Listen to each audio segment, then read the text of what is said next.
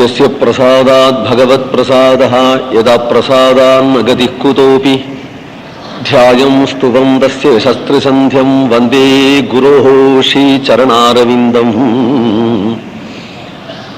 प्रह्लाद नारद पराशर पुण्डरीक व्यासाम्बरीश शुक शौनक भीष्मदाल्भ्यान् रुक्माङ्गदार्जुन वसिष्ठ विभीषणादीन् पुण्यानिमान् परमभागवतान् स्मरामि। जन्माद्यस्य यतोऽन्वयादितरतश्चार्थेष्वभिज्ञस्वराट् तेने ब्रह्महृदाय आदिकवये मुह्यन्ति यत्सूरयः तेजो वारिमृदां यथा वणिमयो यत्र त्रिसर्गो मृषा धाम्ना स्वेन सदा निरस्तकुहकं सत्यं परं धीमहि धर्मप्रोज्झितगैतवोऽत्र परमो निर्मत्सराणां सतां वेद्यं वास्तवमत्र वस्तु शिवदं तापत्रयोन्मूलनं श्रीमद्भागवते महामुनिकृते किं वा परैरीश्वरः सद्यो हृद्यवरुध्यतेऽत्र कृतिभिः शुश्रूषिभिस्तत्क्षणात् निगमकल्पतरोर्गलितं फलं सुखमुखाद अमृतद्रवसंयुतं पिबत भागवतं रसमालयं मुहुरहो रसिकाः भुवि भावुकाः यं प्रव्रजन्तमनुपेतमपेतकृत्यं द्वैपायनो विरहकातर आजुहावे पुत्रेति तन्मयतया तरवोऽभिनेदुः तं सर्वभूतहृदयं मुनिमानतोऽस्मि यस्वानुभावमखिलश्रुतिसारमेकमध्यात्मदीपमतिदितीर्षतां तमोऽन्धं संसारिणां करुणयाः पुराणगुह्यं तं व्याससूनमुपयामि गुरुं मुनीनां नारायणं नमस्कृत्य नरं चैव नरोत्तमं देवीं सरस्वतीं व्यासं ततो जयमुदीरयेत्।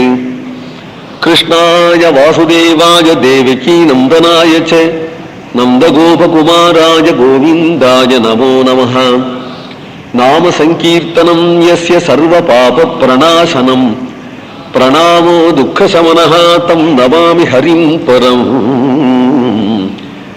गोपिका जीवनस्मरणम्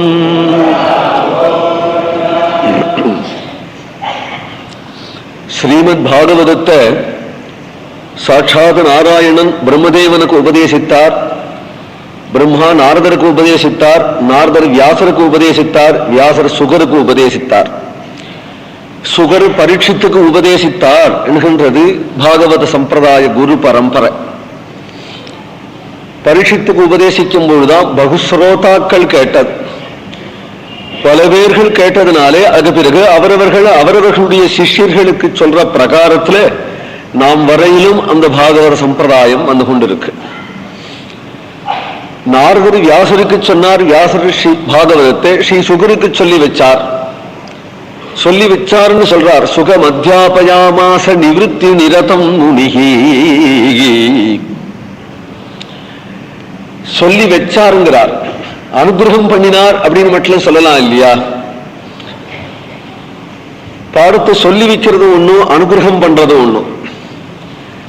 குருவுக்கு அனுகிரகம் பண்ற சக்தி உடைய குரு பாடமா சொல்லி வைக்கணுங்கிற அவசியம் இல்லை. சிஷ்யனும் அதுக்கு அதிகாரியா இருந்துட்டான். ஆனால் குரு அனுகிரக மாத்திரத்தினாலே அவனுக்கு ஞானத்தை உண்டாக்கி விடலாமே. குருவும் சக்தி உடையவரா இருந்து சிஷ்யனும் அதிகாரியா இருந்துட்டா சொல்லி வைக்கணுங்கிற அவசியம் இல்லையே. அனுகிரக மாத்திரத்தினால வித்தியை கொடுக்கக்கூடிய சக்தி இல்லாத குருவா இருந்து, ஒரு கால சக்தி இருந்தும் அதுக்கு பாத்திரமா இல்லாத சிஷ்யனா இருந்துட்டா அவனுக்கு தான் வித்யாபியாசத்தாலே சொல்லித்தரணும் அப்படிங்கிற அவசியம். உண்மையிலே குரு கிருபைக்கு சொல்லும் பொழுது அபியாசத்துக்கு லாய்க்கு இல்லாதவர்களை கூட கிருபையினாலே ஞானத்தை உண்டாக்கி விடுவார்கள் குருமார்கள். அப்படிங்கும் பொழுது அபியாசத்துக்கு லாயக்கானவன் உயர்ந்தவன், கிருபா மாத்திரத்துக்கு லாயக்கானவன் தாழ்ந்தவன் சொல்லிட முடியாது. குரு கிருபை, குரு அபியாசம் சாமர்த்தியம் உடையவன் கூட குரு கிருபையினால்தான் வித்தியில பூர்ணத்தை அடைய முடியும் அப்படிங்கிறதுக்கெல்லாம் பிரமாணம் இருக்க. சுகர் அதிகாரி இல்லையா? சாட்சாத் நாராயணனார் கூடிய வியாசருக்கு தான் அனுகிரக மாத்திரத்தினால் வித்தியை கொடுக்க முடியாதா? அனுகிரக மாத்திரத்தினால கொடுத்து விடலாம் இல்லையா? சாட்சாத் பகவான் நாராயணன் துருவனுக்கு சங்கஸ்பரிசத்தினாலேயே ஞானத்தை கொடுத்து விட்டார். பிரம்மதேவனுக்கு அத்தியாபனம் பண்ணல. தேனே பிரம்ம ஹிருதாய ஆதி கவையே என்று அனுகிரக மாத்திரத்தினாலே பிரம்மாவுக்கு ஞானத்தை கொடுத்தார் சர்வேஸ்வரன். அதுபோல வியாசர் இப்பொழுது அனுகிரக மாத்திரம் வியாசர் சுகருக்கு பண்ணிவிடலாமே. ஆனால் அந்த சுகர சுகம் அத்தியாபயாமாச நிவிருத்தி நிரதம் முனிகி என்று சந்த சொல்லி திருக சொல்லி அத்தியாபனம் பண்ணி வச்சாராமே பாகவதத்தை. சுகர் எதில் உட்கார்ந்துக்கிறாராம். பாகவதர் சொல்றாராம், ஜன்மாத்தியசேதா ஜன்மாத்தியசேதா ஜன்மாத்தியசேதா என்று இப்படி சொல்லி வச்சாராமே. ஏன் சொல்லி வச்சார் அப்படின்னு கேட்டார், அனுகிரக மாத்திரத்தினால ஞானத்தை உண்டாக்கிட்டோமானால் பிரவச்சனம் பண்ற சுகம் போயிடுமே. சாமானிய வித்தியா இருந்தா வேணா பிரவச்சனம் பண்றதுல சிரமம் இருக்கும். பிரம்ம வித்தியே பாடம் சொல்றதே ஆனந்தம். அதுக்கு ஆசைப்படணும், கேட்கணும். சாஸ்திரங்களை பாடம் சொல்றதே ஆனந்தம். என்ன சூட்டிக்கா பிடிச்சுக்கிற பையனா இருந்து பூர்வபட்சங்கள் பண்ணினா அதுக்கு பதில் சொல்றதெல்லாம் ஆனந்தம். அந்த பிரவச்சனம் பண்ணி அதை கேட்டு பாடமா சொன்னவாளுக்குத்தான் அந்த சுகம் தெரியும். அவர்கள் சளைக்கவே மாட்டா, கலைக்கவே மாட்டா. மேலும் பாடம் சொல்றதுனால வித்தியானது இன்னும் அபிவிருத்தி ஆகிறது. படிப்பு மட்டும் படிச்சுட்டு இருந்தாலானா அவருடைய வித்தியை பிரகாசம் இல்லாதபடி போயிருக்கும். பாடம் சொல்ற வியாஜத்துல வித்தியை மறுபடியும் அனுசந்தானம் பண்ணிக்கிறதுக்கும் தான் தெரிஞ்சதுக்கு தனக்கு ஒரு பரீட்சை பண்ணிக்கிறதுக்கும் பிறருக்கு சொல்லும் பொழுது அது புங்கானுபுங்கமாக கிளம்புறதையும் தெரிந்து கொள்ளக்கூடிய ஒரு வாய்ப்பு பாடம் சொல்லணும். அதனால ஒவ்வொருத்தரும் வித்வானா இருந்தா போறாது, அத்தியாபகனா இருக்கணும். இருந்தானா தான் அவனுடைய பெருமை தெரியும். சாமானிய சாஸ்திர வித்தியிலேயே அப்படி இருக்குமானால் இப்போது பிரம்ம வித்தியை அப்படிங்கும் பொழுது ஸ்ரோதவியோ மந்தவியோ நிதித்தியாசித்தவியா என்று அதை சொல்றதும் கேட்கிறதுமே ஒரு பொருள், சொல்றதும் கேட்கிறதுமாவே இருக்கணும். சொல்றாரு சுகம் அத்தியாபயாமாச நிவிருத்தி நிரதம் முனிகி. ஸ்ரீ சுகர் பாகவதத்துக்கு நன்றாக பிரவச்சனம் பண்ணக்கூடிய சமர்த்தராயிட்டார். பிரவச்சன சமர்த்தனாகியும் கூட பிரவச்சனத்துக்கு எங்க வச்சுக்கலாம் என்று கிளம்பி போகலையா? ஒரு அரங்கேற்றம் கூட நடக்கலையா அவருக்கு? பிரவச்சன சாமர்த்தியம் வந்தும் கூட. ஆனா என்ன செய்யறார்? எப்பொழுதும் சனை சனிகி பாகவதம் படன்னே தனது தானே ஆத்மார்த்தமாகவே பாகவதத்தை படித்து கொண்டு ஆத்மார்த்தமாகவே சஞ்சரிக்கிறார்.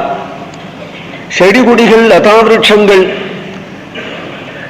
பசுபட்சிகள் எல்லாமே அவருடைய ஸ்ரோதா. வனாந்தரத்தில் சஞ்சாரம் பண்ணிட்டு இருக்கிறார். கிளி, மயில், குயில் எதை பார்த்தாலும் பாகவதம் சொல்லிட்டு இருக்கிறார். ஒரு மனுஷனை மதிச்சு ஏன் வரலேன்னார், அதிகாரி இல்லையா? யாருக்கு போய் அவ்வளவு சுலபமாக பாகவதத்தை சொல்லிவிடுறது? எங்கேயாவது யாருக்காவது சொல்லலாமோ என்று ஆசைப்பட்டு வருவரான். நது பிக்ஷார்த்தந்திரா ஸ்ரீதர சுவாமிகள் ஒரு வீட்டு வாசல வந்து நிற்பராம் ஸ்ரீதர சுகாச்சாரியால். சன்னியாசிகள் பிக்ஷைக்கு வந்து நிற்கலாம், கோதோகன மாத்திர காலம். அந்த காலத்துல சன்னியாசிகள் வாட்சு கட்டிக்காதவா, அதனால டயத்தை பார்த்து கொண்டு வாசல வந்து நிற்க முடியாதுங்கிறதுனால கோதோகன மாத்திரம் எவ்வளவு நேரம் நிற்கலாம் நாராயணா என்று சொல்லிட்டு போயிடக்கூடாது. கிரகிணி பிக்ஷை எடுத்துட்டு வரணும் இல்லையா? அதுக்கு ஒரு அவகாசம் அவளுக்கு கொடுக்கணும். அவளுக்கு கொடுக்கறதுக்கு எவ்வளவு நேரம் நிற்கலாம்னா, மாடு கறக்கிறதுக்கு ஒரு பசுமாடு கறக்க எவ்வளவு நேரமோ அவ்வளவு நேரம் நிற்கலாம். ஸ்ரீ சுகர் ஒரு வீட்டு வாசல வந்து நிற்கிறார். கோதோகன மாத்திர காலம் நிற்கிறார். எதுக்காக நிற்கிறார்? பரமஹம்ச தர்மத்தில் பிக்ஷாச்சரியம் சரந்தி என்று பிக்ஷைக்காக அவள் சஞ்சரிக்கலாம். அவளுக்கு சரீர நிர்வாகம் உண்டு, ஆகினால நிற்கலாங்கிறதுக்காக இருக்கிறாளோ அப்படின்னு கேட்டால் நது பிக்ஷார்த்தங்கிறா ஸ்ரீதர சுவாமிகள். பிக்ஷைக்காக நிற்கலையாம் அவர். ஏன் நிற்கிறானால் இவர்களுக்கு பாகவதம் சொல்லலாமோ அப்படின்னு ஆசைப்பட்டு அங்கே சுவாமி பெரியவாள் வந்திருக்கிறேளே ஏதாவது சொல்லுமே என்று கேட்பாளோ அப்படின்னு நினைப்பார். அனாபிருஷ்டனாக சொல்லக்கூடாது. அவன் கேட்கிறானா என்று நினைக்கும் பொழுது அப்பொழுதுதான் அவர்கள் பலகாரம் பண்ணின்றிருப்பார்கள், பேப்பர் பார்த்துருப்பார்கள், சமையலுக்கு கரிகான கத்தின்றிருப்பார்கள், மளிகை சாமானுக்கு பைய எடுத்துன்னு போவார்கள், குழந்தை வச்சு கொஞ்சம் இருப்பார்கள். சரி, இந்த இடத்துல எங்க பாகவதம் கேட்க போறா, இவர்கள் எங்க பாகவதம் கேட்க போறா என்று நீங்குகிறா. ஒவ்வொரு கிரகமா நீங்கும் பொழுது என்ன துர்பாகியம்! தேடியும் கிடைக்காத ஸ்ரீசுகர் தானே தேடி வந்து ஒரு வீட்டு வாசல்ல சித்த நேரம் நின்று அவரை யாரும் விசாரிக்காதபடி பாகவதம் சொல்ற வாய்ப்பு கிடைக்காதபடி போனாரானா எவ்வளவு பெரிய நஷ்டம் அந்த கிரகஸ்தானுக்கு, எவ்வளவு பெரிய நஷ்டம் அப்படின்னா அந்த நஷ்டம் இல்லையா? ஏனென்றால் எந்த வியாஜத்திலேயோ அந்த திருவடி சித்த நேரம் அந்த வீட்டுல பட்டுவே அதுவே போருங்கிறார். தீர்த்தி குருவன்னி ததாசிரமம். அந்த ஆசிரமத்தை பாகவதம் சொல்ற வியாஜத்துல வந்து அவள் கேட்கட்டும் கேட்காத போகட்டும், இவர்களுக்கு சொல்ல வேண்டாம். அவர் போனாலும் கூட அந்த வியாஜத்துல சற்று நேரம் அவர் நின்னார் இல்லையா, அந்த பாக்கியத்தை அந்த கிரகஸ்தன் பெற்றானே என்று சொன்னால், ஆனால் அத்தகைய ஸ்ரீசுகர் பாகவதத்தை லோகம் பூரா சொல்லணும்னு ஆசை இருந்தும் கேட்கிறதுக்கு அதிகாரியை தேடி இருக்கிறார். ஸ்ரீசுகர் பரீட்சித்து ராஜனைத்தான் தேர்ந்து எடுத்து கேட்கிற அதிகாரியாக அவனுக்குத்தான் பாகவதம் சொன்னார் அப்படின்னு கேட்டது. சௌனகாதி பிரம்மர்ஷிகள் ஆச்சரியப்பட்டு சூதரை பார்த்து அந்த பரீட்சித்தினுடைய கதையை சொல்லுங்கள். பிரகலாத சரித்திரம், துருவ சரித்திரம், அம்பரீஷ சரித்திரம், ராமாவதாரம், கிருஷ்ணாவதாரங்கிற கதையெல்லாம் இருக்கட்டும், இவ்வளவு கதையும் கேட்டவனுடைய கதையை சொல்லுங்கள். இவ்வளவையும் கேட்டானே ஒருத்தன், அவரு சலிக்காம சொல்றார், கிம் பூயகா சோதி மிச்சசி, கிம் பூயகா சோதி மிச்சசின்னு அவரும் சளைக்காம சொல்றார். இவனும் விஸ்தாராத் கதைய விஸ்தாராத் என்று இவனும் விஸ்தாரமாக சொல்லுங்கள், விஸ்தாரமாக சொல்லுங்கிறார். இப்படி ஒரு போட்டி போட்டு கொண்டு ஸ்ரோதாவும் வக்தாவும் அமைஞ்சாலே அப்பேற்பட்ட பரீட்சத்தினுடைய கதையை சொல்லுங்கள். அதுக்குன்னே பிறந்தானாமா, கதை கேட்கறதுக்குன்னே பிறந்தானா. உத்தமமான பாண்டவ வம்சத்திலே பிறந்தான். பாரத யுத்தம் பூர்த்தியாச்சு. துரியோதனன் பீமசேனனுடைய கதையினால அடிபட்டு கீழே கிடக்கான். அஸ்வத்தாமா துரியோதனிடத்துல வந்தான். பாண்டவர்களுக்கு பூண்டே இல்லாத பண்ணுவேன், வம்சமே இல்லாத பண்ணுவேன் என்று துரியோதனன் கிட்ட சொல்றா. உடனே துரியோதனன் சொன்னான், என்னோட கதை முடிஞ்சு விடுத்துறா, இனிமேல் நீ ஒரு க்ஷாத்திரத்தை காட்ட வேண்டிய அவசியம் இல்லை, நீயோ பிராமணன், உனக்கு என்ன ஆக வேண்டியது? இனிமேல் யாரு ராஜ்யம் ஆள போறானோ அவனை ஆசிரியிச்சு கொண்டு க்ஷேமமா இருக்கிறதுக்கு வழியா பாரு. எந்த விரோதம் எங்கள் நிமித்தமாக உனக்கு உண்டாச்சோ அந்த விரோதம் என் தலையோட போயிடுச்சு. வம்சம் இல்லாம பாண்டவர்களுக்கு பண்ணுவேன் அப்படின்னு சொன்னால் எனக்கு லாபம்னு நினைக்கிறையோ, அதுதானே எனக்கும் நஷ்டம். எங்க ரெண்டு பேருக்கும் வம்சம் வேறு இல்லையே, ஒரே வம்சம்தான் பாண்டவன், ஒரே வம்சம்தான் கௌரவன். அப்படிங்கும் பொழுது வம்சத்தை நாசம் பண்ணுவேனா எனக்கும் தாண்டா அது வம்சம். என் பிள்ளைகள்லாம் பாரத யுத்தத்தில் போயிட்டார்கள். இனிமேல் பாண்டவர்களுக்கு யாராவது பேரன் இருந்து கயாசாந்தத்திலேயோ மகாலய பட்சத்திலேயோ போய் தொலைகிறான் துரியோதனன், எனக்கு ஒரு காருணிக்கு தர்ப்பணம் பண்ணாதான் என் விஷயத்துல கருணை உண்டாகுமானால், அப்படி வம்சத்துல ஒரு குழந்தை எனக்கு இருக்குன்னு சொன்னால் அதுல எனக்கு சந்தோஷமே தவிர அதை நாசம் பண்ண நீ கிளம்பாதே அப்படின்னு சொல்லியும் கூட ஆமா அஸ்வத்தாமா துரோக சிந்தனையோட புறப்படுறான். பர்த்துப்பிரியம் திரௌணதி ஸ்ம பசியந்தி கிருஷ்ணாசுதானாம் சபதாம் ஸ்ரீராம் சீ. நேர சிபிரத்துக்கு நுழைகிறார். அர்த்தராத்திரி பாரத யுத்தம் முடிஞ்சிட்டதுனால எல்லாரும் விசிராந்தி எடுத்திருக்கிறார்கள். அந்த சமயமாக திரௌபதியினுடைய 5 மக்கள் தூங்குகிறார்கள். தூங்கும் பொழுதே அவர்களுடைய தலையை வெட்டினான். சப்தம் கேட்டதும் திரௌபதி ஓடி இருந்தால் 5 பிள்ளைகள் தலை போய் கிடந்தா எப்படி இருக்கும்? திரௌபதிக்கு அலறாள். இந்த சப்தத்தை கேட்டு பார்த்தனும் வந்தான், பார்த்த சாரதியும் வந்தான். வீரப்பிரசவமாக இருக்கக்கூடிய அவளை அலறாள். அவளுக்கு வேறு என்ன சமாதானம் பண்ண முடியும்? அதனால வீரோச்சிதமான கர்ஜனையை பண்ணினான். எஸ்தே மாணினி புத்திரஹா, உன் பிள்ளைய யார் கொண்டானோ அவன் தலையை கொண்டு வரேன். வீரபத்னியா இருப்பதனாலே சமாதானம் அடைஞ்சார். உடனே ரதத்தில் ஏறினான். கோவிந்த பிரிய சாரதி, அப்பேற்பட்ட சாரதி அவனுக்கு. ஜல் ஜல் ஜென்று ரதம் புறப்படுறது. பார்த்தனும் தீர்த்தனமாக புறப்பட்டு வரும்பொழுது அந்த அஸ்வத்தமா எங்க ஓடிட முடியும்? எங்கு திரும்பினாலும் பார்த்த சாரதியை பார்க்கிறான். ஓட முடியல. தற்காப்புக்காக வேண்டி தன்னை காப்பாற்றிக்கணும் என்று பிரம்மசிரசுங்கிற அஸ்திரத்தை பிரயோகம் பண்ணினான். பிரயோகம் தான் பண்ண தெரியும், அதை அடக்க தெரியாது. தன்னுடைய பிள்ளைக்கே அப்படிதான் பாடம் வச்சிருக்கிறார் துரோணாச்சாரியா. ஆனால் அர்ஜுனனுக்கு பிரயோகமும் சொல்லிக் கொடுத்திருக்கிறார், உபசம்மாரமும் சொல்லிக் கொடுத்திருக்கிறார். தன் பிள்ளையை விட ஒசத்தியா வச்சிருக்கிறார் அர்ஜுனனை. அஸ்வத்தாமா பிரம்மாஸ்திரத்தை பிரயோகம் பண்ணினதும் பிரதி பிரம்மாஸ்திரம் தொடாதபடியே அர்ஜுனனுக்கு பிரதி பிரம்மாஸ்திரம் தெரியும், தொடாதபடியே கிருஷ்ணனை சரணாகதி பண்றான். பகவான் சொன்னான் பிரதி பிரம்மாஸ்திரம் போடுங்கிறான். கிருஷ்ணன் காப்பாற்றி விடுவான். ஆனாலும் அஸ்வத்தாமாவுக்கு கர்வம் பிடிச்சிடும். கிருஷ்ணன் காலில் விழுந்து பழைச்சான் என் பிரம்மாஸ்திரத்தை அப்படின்பா. பிரதி பிரம்மாஸ்திரத்தை போட்டு அதை அடக்கு அப்படின்றதும் பிரதி பிரம்மாஸ்திரத்தை போட்டான அர்ஜுனன் 2 பிரம்மாஸ்திரமாக சேர்ந்து லோகத்துக்கே நாசத்தை உண்டாக்கும்படியாக ஆயிட உடனே பகவான் 2 பிரம்மாஸ்திரத்தையும் அடக்கும்படியாக செய்தான். 2 பிரம்மாஸ்திரத்தையும் அர்ஜுனனை அடக்கிவிட்டான். பிடிபட்டுவிட்டான் அஸ்வத்தாமா. தர தர தரன்னு இழுத்துன்னு கசாப்பு கடையில ஆட்டை இழுத்துன்னு வர்றது போல இழுத்துன்னு வராளாம். தர்மராஜனுடைய சபை. தர்மபுத்தர் எதிரில் வரும் பொழுதே மகாத்மாவான தர்மபுத்தருடைய எதிரில் அபகாரியம் பண்ணின இவன் தலைநிமிர்ந்து எப்படி வர முடியும்? வெட்கி வர. ததாகிருதம் பசுவத் பாசபத்தம் கும் அவாங்முகம் கர்ம ஜுகுப்சிதேனே நிரீக்ஷ்ய கிருஷ்ணாபகிருதம் குரோசுதம் வாமஸ்வபாவா கிருபயானநாமச்சே. மன்னிக்கிறதுங்கிறது உயர்ந்த குணம். ஒரு தவறுதல் தெரிஞ்சும் அவன் தவறுதலை மன்னிக்கிறதுங்கிறது உயர்ந்த குணம். மன்னிக்கவே முடியாத தவறுதலை மன்னிக்கிறதுங்கிறது உயர்ந்த குணம். வெட்கி அவன் வந்து கொண்டிருக்கும் பொழுது யாரோ ஒரு பாபி, யாரோ ஒரு துஷ்டன் அப்படின்னு நினைச்ச இவள் மலையான தோஷம் அவனிடத்துல இருக்கும் பொழுது பிராமணனாயிருந்து கொலை பண்ணினான், தூந்திரமான கொலை பண்ணினான், வீரஹத்தி பண்ணினான், கத்திரியஹத்தி பண்ணினான் அப்படிங்கிற தோஷம், மலையான தோஷம் அவனிடத்துல இருக்கும் பொழுது ஆனால் அவனை தோஷ புத்தியோடு பார்க்கல திரௌபதி, குரு புத்திரான் அப்படின்னு பார்க்கிறாள். அது எப்படித்தான் இருக்குமோ தெரியல அந்த குணம். தோஷம் அயோக்கியன், என் பிள்ளைய கொலை பண்ணின பாவி, இவனா துரோகி அப்படின்னு அந்த கண்ணுக்கு பார்க்க தெரியல திரௌபதியினுடைய கண்ணுக்கு. குருபுத்திரன்னு பார்த்தால் இல்லையோ, முச்சிதாம் முச்சிதாம் ஏஷா பிராமணோ நிதராம் குரு. துரோணருடைய புத்திரன், எந்த துரோணருடைய கிருபையினாலும் நீங்கள் கையில காண்டீவத்தை தரிக்கக்கூடிய சாமர்த்தியம் உடையவர்களாக இருக்கிறீரோ அவருடைய புத்திரன். இவரை வதம் பண்ணதுனால குருவையே வதம் பண்ணின பாபம் கிடைக்கும். அதுல நமக்கு என்ன பிரயோஜனம்? பிரயோஜனம் இருந்தா கூட வேண்டாம். இவனை கொல்லுறதுனால 5 முள்ளைகளை எழுந்துக்க போறாளா?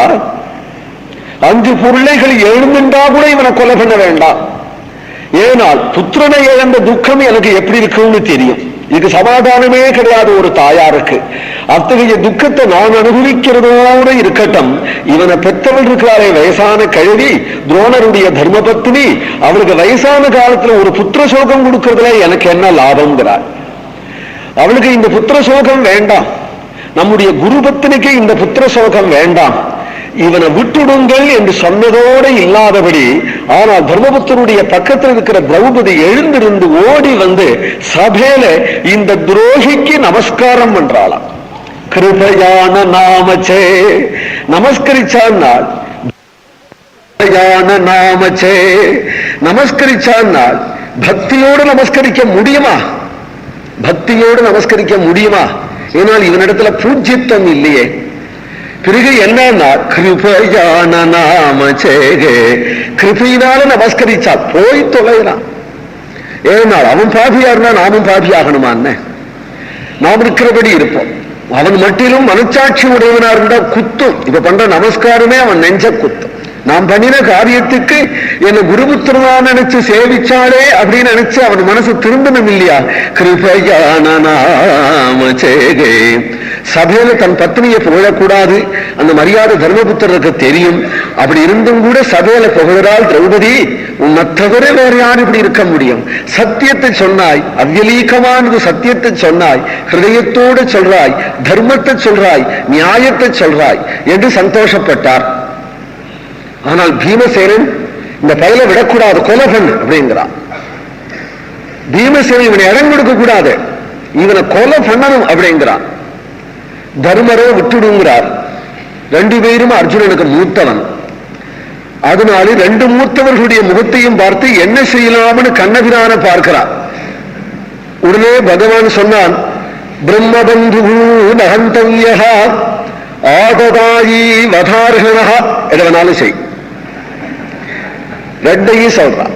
இவன் பிரம்மபந்து கொலை பண்ணக்கூடாது, ஆததாயி அவசியம் வதம் பண்ணலாம். அதாவது ஆயுதத்தோட நம்ம கொலை பண்ண வர்றவனே நாம் கொலை பண்ணலாம். இவன் ஆததாய், கையில ஆயுதத்தை எடுத்துன்னு வெட்ட வர்றவன ஆததாய், இவனை வதம் பண்ணலாம். கொலை பண்ணக்கூடாது, கொலை பண்ணலாம். ஏதாவது ஒண்ணு சொல்லுன்னா பகவத்கீதையிலேயே கர்மாவா சன்னியாசமா நிர்ணயம் ஆகல. பேசுற பேச்செல்லாம் இப்படி இருந்தாக்க என்ன செய்யறது? ஆகினால இப்படி செய்யலாமா அப்படி செய்யலாமா? ஒரே குடும்பத்துல 10 பேருக்கு பிரியமா பழகணும்னா அதுக்கு ஒரு தனி சாமர்த்தியம் வேணும். கொலை பண்ணிவிடுன்னு சொன்னா தர்மருக்கு விரோதமா போயிடும், கொலை பண்ணாதேன்னு சொன்னா பீமனுக்கு விரோதமா போயிடும். 2 பேரும் சொல்றது நியாயம், 2 பேரும் சொல்றது சாஸ்திரம். அர்ஜுன சந்தேகம் என்ன அர்ஜுனால் வாயால சொல்லித்தான் சந்தேகம் தீரணும்னு அவசியம் இல்லை. ஹிருதயம் அர்ஜுனனுக்கு தெரியும், அர்ஜுன ஹிருதயம் எனக்கு தெரியும். நாங்கள் சகிருதயமா பழகிற சிநேகிதர்களுக்கு வாயால தான் பேசணும்னு என்ன அவசியம்? அர்ஜுனன் கிருஷ்ண ஹிருதயத்தை புரிஞ்சுட்டான். அவரை அந்த அஸ்வத்தாமாவை வதம் பண்றதிலே கிருஷ்ணனுக்கு இஷ்டம் இல்லை அப்படின்னு தெரிஞ்சதுனால அவன் பிரிதி முதற்கொண்டு அவன் தலையில இருந்த ஒரு சூடாமணியை அபகரிச்சு கொண்டு அவமானப்படுத்தி அணுகிச்சு விட்டான். இத்தகைய சம்பவம் நடந்த பிறகு அவனுக்கு மனசாட்சி இல்லையா? தன்னை அவமதிச்சுட்டாருங்கிற ரோசத்தோட போனவன் உடனே உத்தரகுமாரியினுடைய கர்ப்பத்துல கடைசியாக இந்த வம்சத்துக்கு ஒரு குழந்தையா சிசுவா இருக்கு, அதுக்கு பிரம்மாஸ்திர பிரயோகம் பண்ணிவிட்டார். உத்தரகுமாரி அபிமன்யுவனுடைய பத்னி, மகாவீரன் அபிமன்யு பாரத யுத்தத்தில் அந்நியாயமாக 5 பேர்களாலே அடிக்கப்பட்டு போனான். அந்நியாயமாக ஒருவனை 5 பேர் வளச்சண்டி யுத்தம் பண்ணினாலாம் அபிமன்யுவன். இல்லாத போல அவன் எதிர்த்திருக்கவே முடியாது. பால்யத்திலேயே பர்த்தாவை எழுந்தாலும் உத்தரகுமாரி, பர்த்தா போர்க்களத்தில் சாகும்போதே இவள் பூர்ண கர்ப்பவதியாக இருந்தாள். கர்ப்பத்தில் உள்ள சிசுவுக்காக உயிரை வச்சிருக்கிறாள். இந்த வம்சத்துக்கு வாழ்க்கப்பட்டு இன்னும் 1 வருஷம் ஆகல. இந்த வம்சத்துக்கு ஒரு குழந்தைய கொடுத்துட்டு போவோம் என்று நினைத்து கொண்டு உயிரை வச்சிருக்கக்கூடிய அவளுக்கு அந்த கர்ப்பத்தையும் கலைக்கும்படியாக பிரம்மாஸ்திர பிரயோகம் பண்ணியாச்சுன்னு தெரிஞ்சதும் ஒருவே யார சரணம் அடைவேன் அப்படின்னு நினைக்கிறார். அடுத்த கணம் பாரத யுத்தம் பூர்த்தியாகி பகவான் துவாரகைக்கு புறப்படுவதுவகா வாசல்ல ஜயா விஜயீபவா என்கின்ற கட்டிய வசனம் கேட்கிறது. ஆபத் பந்து இல்லையா? யாருன்னு இப்படி பார்த்தாலாம் துவாரகாதீசன். யார் எனக்கு சரணம்னு நினைக்கும் பொழுதே வாசல்ல வந்து நிற்கிறானே, இப்பேற்பட்ட பிரபு உண்டா?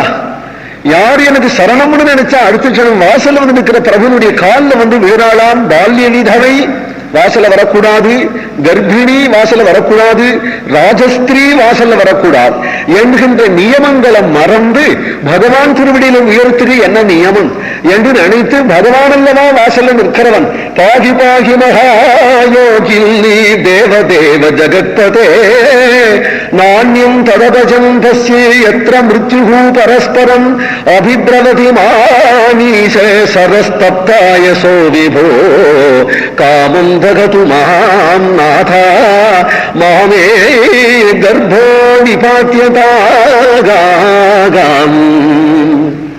ரதத்தினுடைய காலில் வந்து விழுந்தால் பிரபோ என் கர்ப்பம் காப்பாற்றப்படட்டும், வம்சத்துக்கு ஒரு குழந்தை இருக்கட்டும், பிரம்மாஸ்திரத்தை அமோகமாக்கணுமானால் என் சரீரத்தை அது பஸ்மமாக்கட்டும், ஆனால் சிசுவை காப்பாற்றினால் பகவான் துவாரகாதீசன் உட்கார்ந்திருக்கிறார். தாருகன் ரதத்தை ஓற்றான், கம்பீரம் காப்பாற்றினால் பகவான்